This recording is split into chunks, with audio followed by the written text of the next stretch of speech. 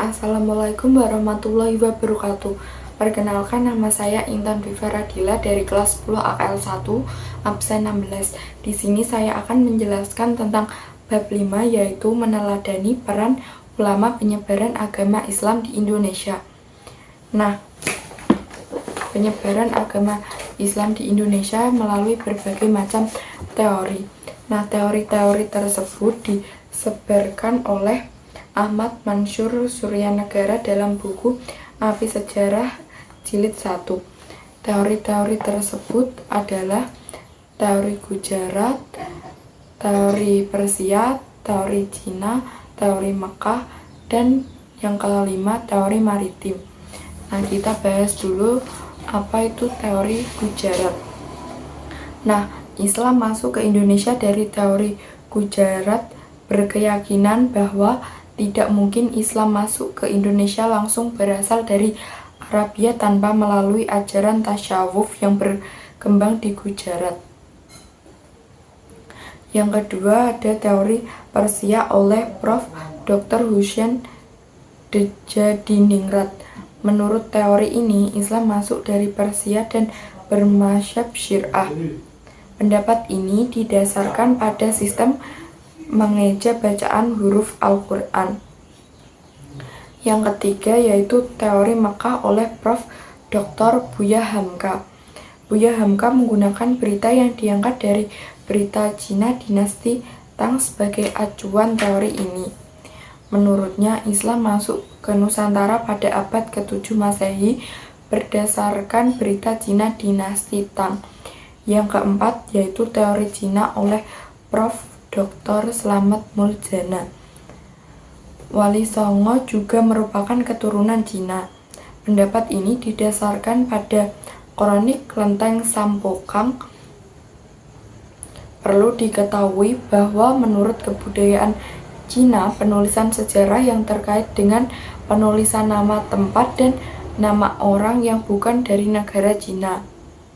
Yang kelima yaitu teori maritim oleh N.A. Baloch.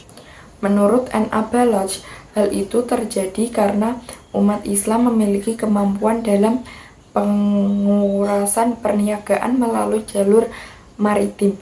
Melalui jalur ini, yakni pada abad ke-1 Hijriah atau abad ke-7 Masehi, agama Islam dikenalkan di sepanjang jalur perdagangan.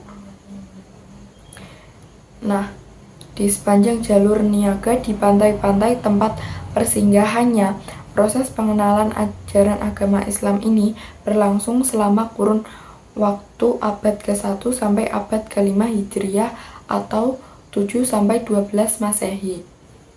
Nah, yang kedua kita akan membahas perkembangan kesultanan di Indonesia. Nah, masa perkembangan agama Islam adalah kurun waktu pada saat waktu Islam telah membangun kesultanan sebagai bentuk kekuasaan politik. Sebagai contoh, Kesultanan Samudra Pasai di Sumatera Utara pada abad ke-13 Masehi. Perkembangan Islam di Indonesia semakin meluas seiring dengan banyaknya raja-raja Hindu yang memeluk Islam. Salah satu motif para raja memeluk Islam adalah untuk mempertahankan kekuasaannya, karena mayoritas rakyatnya sudah memeluk Islam terlebih dahulu. Rakyat berbondong-bondong masuk ke dalam agama Islam karena syarat masuk agama Islam sangatlah mudah. Agama Islam tidak mengenal sistem kasta.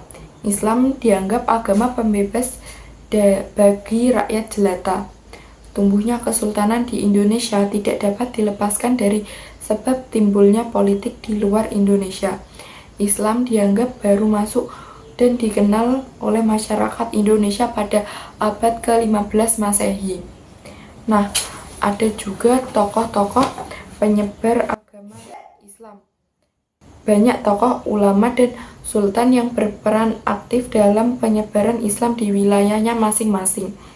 Di antaranya yaitu Sultan Malik As-Saleh, Sultan Ahmad, Sultan Alauddin Riyad Shah, Wali Songo, Sultan Alauddin, Datuk Tunggang Parangan, Sultan Zainal Abidin, Syekh Ismail Al-Minangkabawi, dan masih ada banyak lain-lainnya. Nah, kita juga harus meneladani nilai-nilai keteladanan dari para tokoh penyebar agama Islam di Indonesia. Di antaranya yaitu hidup sederhana, gigih dalam berjuang, menguasai ilmu agama secara luas dan mendalam, sabar, menghargai perbedaan, dan berdakwah secara damai. Nah, sekian dari saya. Wassalamualaikum warahmatullahi wabarakatuh.